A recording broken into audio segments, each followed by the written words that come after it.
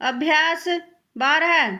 उपाध्यक्ष महोदय, समस्या तो गन्ने की बढ़ती हुई पैदावार से संबंध रखती है।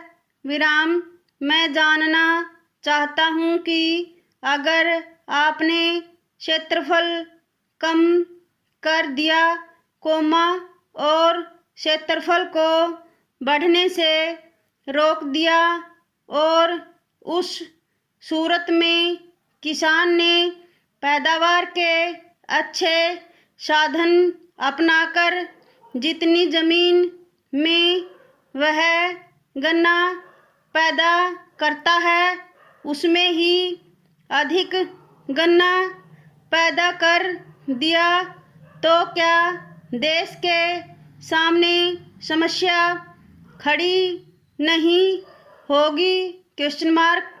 मेरा निवेदन है कि यह सवाल घनी खेती का और विस्तार की खेती का नहीं है।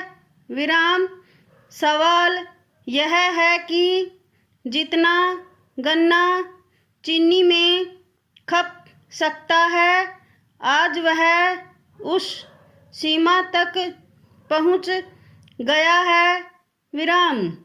अब हमें विचार करना चाहिए कि क्या चीनी की खपत बढ़ाने के लिए कोई कदम उठाया जा सकता है। जब हम इस सवाल पर विचार करते हैं तो हमें देखना होगा कि हमारे देश में चीनी खाने वाले व्यक्तियों की संख्या कितनी है। इसका हमें थोड़ा सा विचार करना चाहिए कि कितने लोग चीनी खाते हैं और क्या उनकी तादाद बढ़ नहीं सकती है। गांव में जाकर हम देखें, बहुत से लोगों को चीनी खाने के लिए नहीं मिलती है।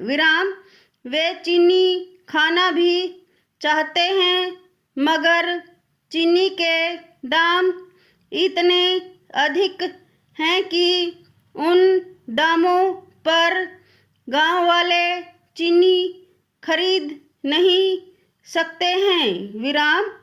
अभी कंट्रोल हटा है, चीनी के दाम भी बहुत कुछ कम हुए हैं। इसके फलस्वरूप चीनी की खपत बढ़ी है। मेरा निवेदन है कि अगर गर्मी के समय में जब विवाह शादियों का मौका था, अगर यह कंट्रोल हटा दिया जाता तो चीनी की खपत और भी बढ़ सकती थी। इस बात का प्रयत्न होना चाहिए कि चीनी की खपत बढ़ाई जाए। इसके लिए मैं समझता हूँ कि एक्साइज ड्यूटी में कुछ कमी करने के सवाल पर सरकार को विचार करना होगा।